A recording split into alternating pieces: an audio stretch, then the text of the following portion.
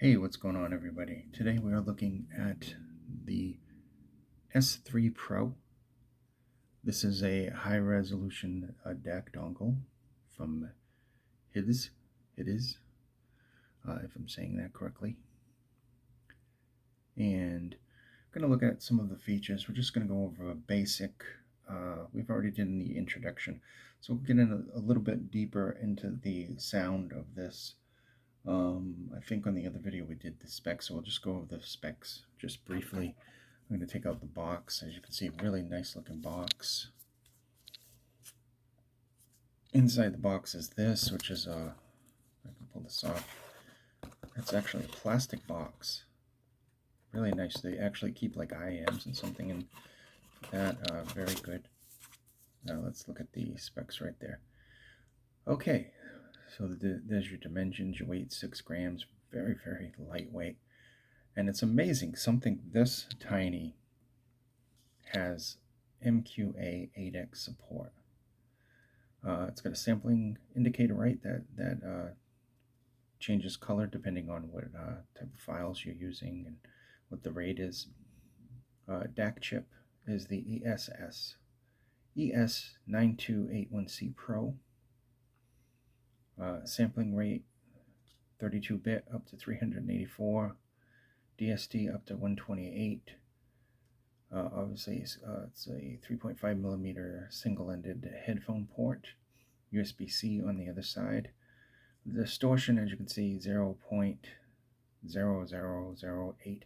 Anytime you got 0.000, very low distortion. Doesn't matter if that's a 8 or a 1 or a 6 or any number at the end of that. Just low distortion right there. See the noise ratio, the channel separation, 20 to 40 kilohertz. We can only hear 20 to 20, but it's nice that it can do 20 to 40. The output power left and right is 55 milliwatts at 32 ohms. Like I said, it's a Type C. All operating systems. I gotta admit, the one thing I forgot to test this on was the switch. And the switch is very fickle. I haven't been using a lot of DACs on the Switch lately because they added Bluetooth support, and for the Switch that's just good enough, to be honest. Not to mention a lot of times it's docked into the Google TV, which I have my big amplifier hooked into and everything. So I did forget to do the Switch, but it works on everything else flawlessly. And we'll just put that box back for now. Take a little quick look at this. This thing is tiny. It's got this nice radial design on it. There's your headphone jack, your USB-C, this cable, which I'll go over to the cable dimensions and everything in just a second. Here's your adapter. As you can see, this adapter tells you it has the microphone bypass, so if you have headphones or earphones with a microphone, you can still use it with this to answer a call or whatever, which is good. It's nice to see that feature. Here's your adapter for the PC. Plus it has USB-C already. Let's look at my notes. It's only $69 right now. It was $70-something not too long ago. So that's pretty good. It's dropped in price right now.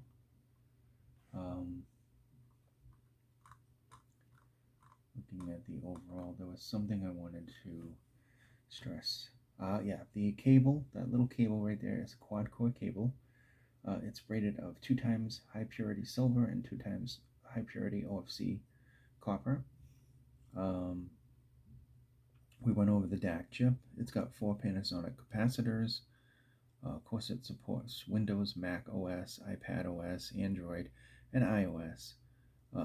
We went over the PCM support, 32-bit, 384 kilohertz, native DSD, 128, sampling light, 8X MQA.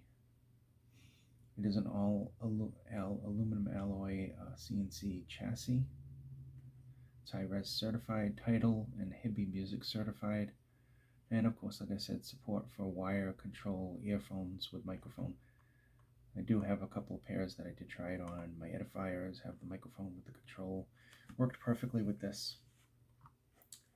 So we're just gonna go over to my notes.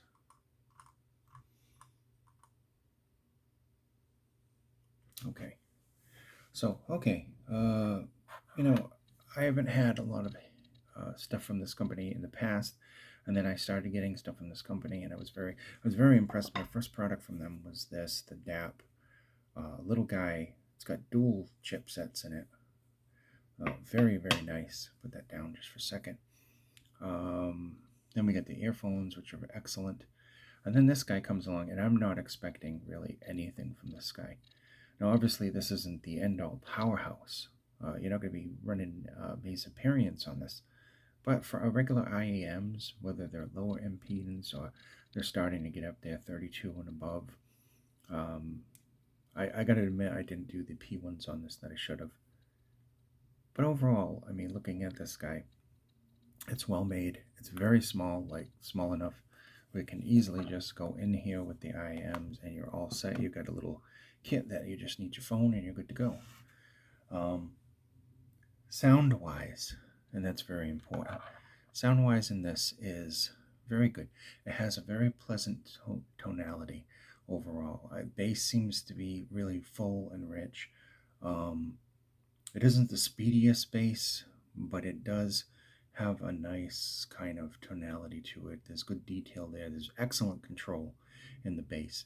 Then you move up to the, that's both mid and sub bass. You move into the mids. The mids are very lush. They're warm. They have a warmth to them left over from the bass, and they have a decent amount of detail. They sound very natural. Um, they don't sound overly forward, and they're definitely not overly recessed. So they're good. They're clear. Nice kind of emotions coming out of the mids. We get into the treble. The treble has some good sparkle. It has a good amount of extension there. I wouldn't say it reaches the harsh territory, but it definitely has some nice sound to the instruments and everything. Some nice airiness to it overall. That too seems to have a little bit of emphasis. There's some kind of emphasis in the bass and the treble, where the mids are kind of more balanced, neutral. And then we start getting to like soundstage. Soundstage is very good. It's open, it's airy. It definitely has above average details there.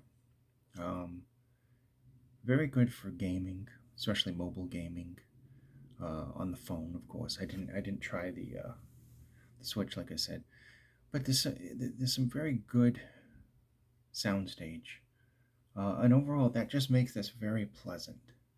And you know, if you're really a stickler for things and you don't want that warmth or anything, maybe go into the S9 or something. But for the price and the size of this thing, I mean, this is. I don't think I have any coins on me. Let me see if I can get a coin just for a second, just to let you see exactly what I'm talking about.